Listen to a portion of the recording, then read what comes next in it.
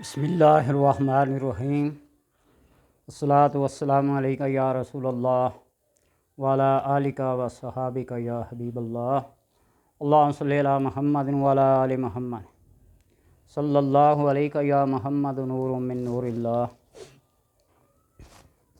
یا حلیم و یا کریم. انسان کتنا ہی طاقتور، صاحب اقتدار، دولت اور بادشاہت کا مالک ہو، لیکن جب تک اس کا اخلاق اور کردار تعلیمات نبی صلی اللہ علیہ وسلم کے مطابق نہیں ہوگا تو وہ درجہ انسانیت پر فائز نہیں ہو سکتا. اللہ تبارک تعالیٰ فرماتے ہیں وَلَوْ كُنْتَ لَظًّا غَلِيظَ الْقَلْبِ لَانفَضُّوا مِنْ حَوْلِكَ.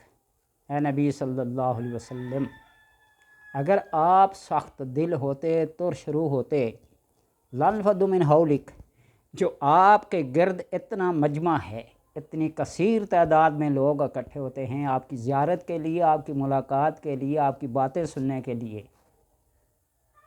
یہ ہرگز آپ کے ارد گرد نہ ہوتے.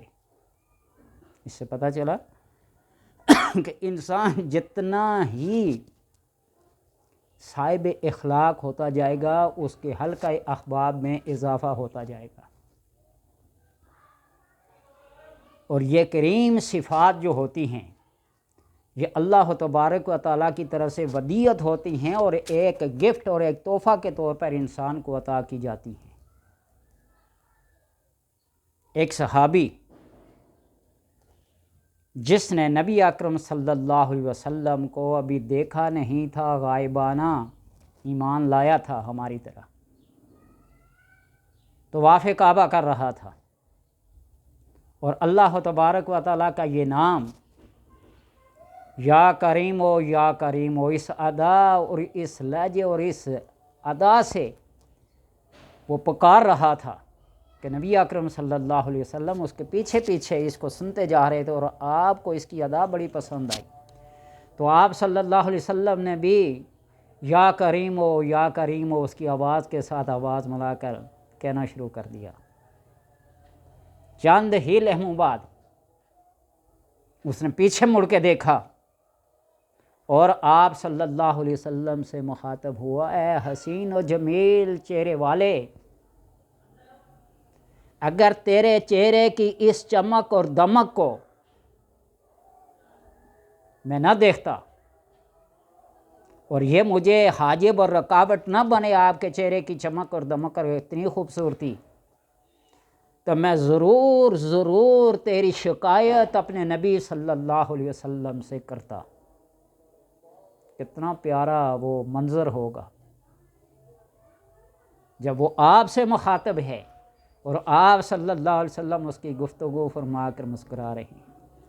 آپ نے فرمایا کیا تو نے اپنے نبی کو دیکھا ہے؟ اس نے عرض کیا دیکھا تو نہیں ہے، لیکن دیکھ لوں تو میری شکایت ان تک پہنچ جائے، لیکن تیرے چہرے کی خوبصورتی مجھے شکایت کرنے نہیں دیتی اگر مل بھی جائے تو. تو آپ صلی اللہ علیہ وسلم نے فرمایا کہ سن، خوشخبری ہو تیرے لیے کہ میں ہی تیرا نبی ہوں. کیا منظر تھا! یہ سنتے ہی اس نے سر اپنے کو آپ کے قدموں پہ رکھ دیا اور آپ صلی اللہ علیہ وسلم فرمائے یہ ادا مجھے پسند نہیں ہے. کیسر و کسریٰ اجمیوں کی طرح کسی کے قدموں پہ سر رکھ کے اس کی تعظیم کرنا یہ مجھے پسند نہیں ہے. اٹھ اور سن کہ میں ہی تیرا نبی ہوں.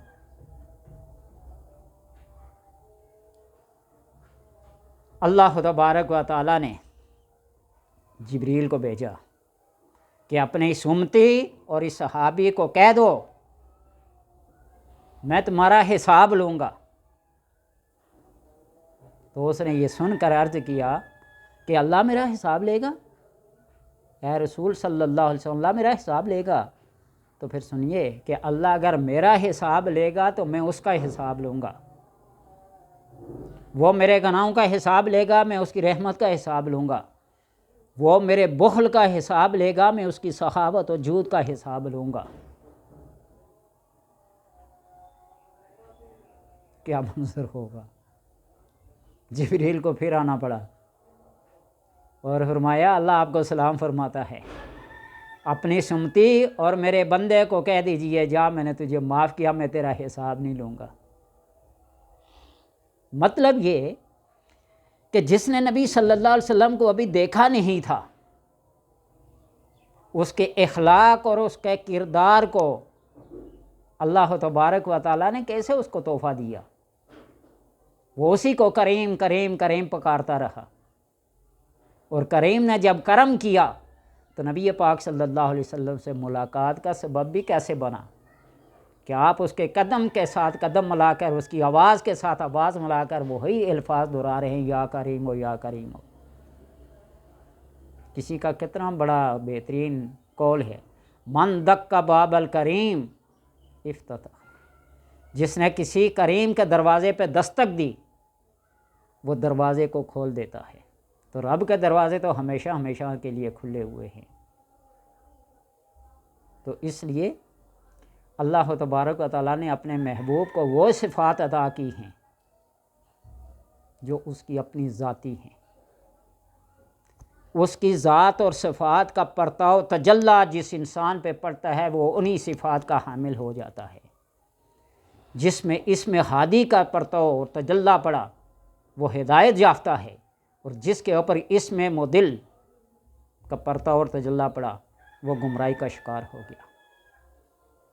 جس کے اوپر رحمان اور رحیم کا تجلی پرتاؤ پڑا وہ رحیم و کریم ہے دنیا میں بھی اور آخرت میں بھی۔ اور جبار اور قہار کا جس کے اوپر پرتاؤ تجلی پڑا اس کی سختی، اس کی شقاوت، اس کی دل کی سختی وہ خود دیکھ لیں۔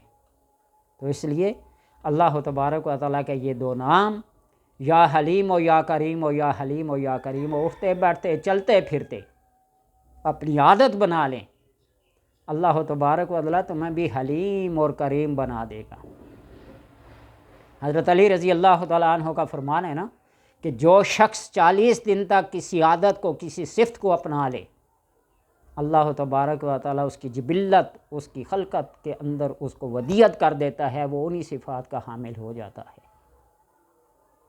اللہ تبارک و تعالیٰ سے دعا ہے کہ تعلیمات نبیہ صلی اللہ علیہ وسلم کو اپناتے ہوئے اللہ آپ صلی اللہ علیہ وسلم کے اخلاق اور کردار کے ایک ذرے کو، بلکہ اس ذرے کے کروڑ میں حصہ ہمیں عطا کر دے، ہم بھی وہ کریمیت، وہ حلیمیت، وہ بردباری، وہ برداشت، وہ تحمل کا مادہ ہمارے اندر بھی آ جائے۔ اللہ سب کو توفیق دے، آپ صلی اللہ علیہ وسلم کی تعلیمات کی تابعداری کریں۔